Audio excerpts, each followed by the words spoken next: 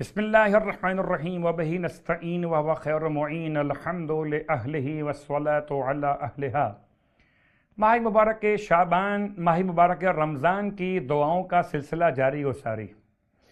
ماہ مبارک رمضان کی 7ویں شب کی دعا تلاوت کی جا رہی ہے۔ بسم اللہ الرحمن الرحیم، یا صریخ المستصرخین وَيَا مُفَرِّجَا كَرْبِ الْمَكْرُوبِينَ وَيَا مُجِيبَ دَعْوَةِ الْمُضْطَرِّينَ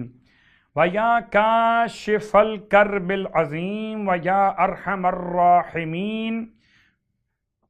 وَيَا أَرْحَمَ الرَّاحِمِينَ صَلِّ عَلَى مُحَمَّدٍ وَآلِ مُحَمَّدٍ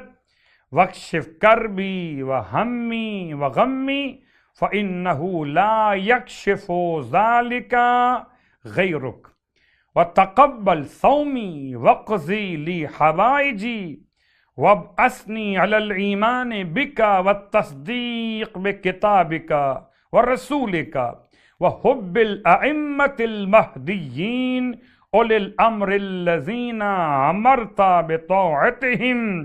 فانی قد رضیت بہم ائمة اللہم صل علی محمد وآل محمد وادخلنی فی کل خیر ادخلت فی محمد وآل محمد وتقبل صومی وصلاتی ونسکی فی هذا الشہر شہر رمضان المفترض علینا صیامہ وارزقنی فیہ مغفرتک ورحمتک یا ارحم الراحمین۔ اس دعا کے بعد اس شب کی نماز، مولا کائنات علی ابن ابی طالب علیہ السلام 7ویں شب کے لیے نماز عنایت فرماتے کہ 4 رکعت نماز ہے،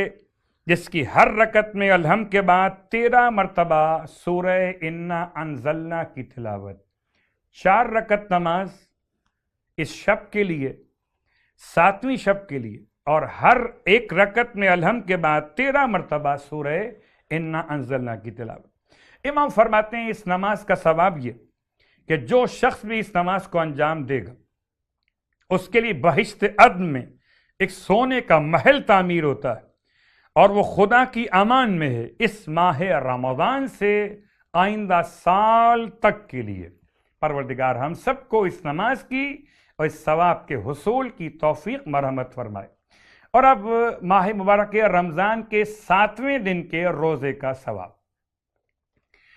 آپ فرماتے ہیں اللہ کے حبیب صلی اللہ علیہ وآلہ وسلم کے پروردگار عالم تمہیں 7ویں دن کی برکت میں جنت نعیم میں 40,000 شہیدوں کا ثواب، 40,000 صدیقین کا اجر و ثواب عطا فرمائے گا۔ اور 7ویں دن کے روزے کی دعا بھی تلاوت کیجیے۔ بسم اللہ الرحمن الرحیم، اللہم اعنی فیہ علی صیامہ وقیامہ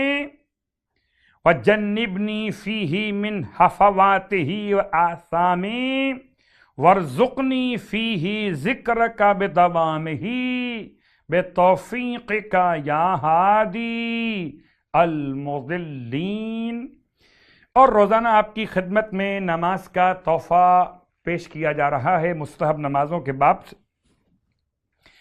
اور آج جو نماز آپ کی خدمت میں پیش کی جا رہی یہ نماز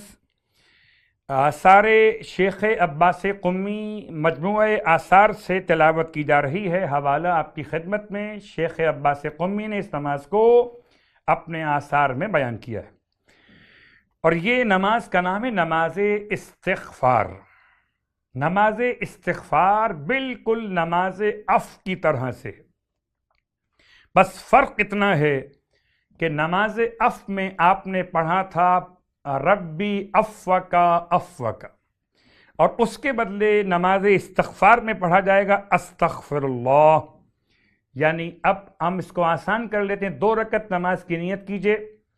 نماز استغفار بجالاتا یا بجالاتی ہوں قربتاً اللہ۔ رکعت اول میں الحمد کے بعد 1 مرتبہ سورہ انا انزلنا کی تلاوت کیجئے، پھر رکوع میں ذکر رکوع کے بعد استغفر اللہ پڑھیے،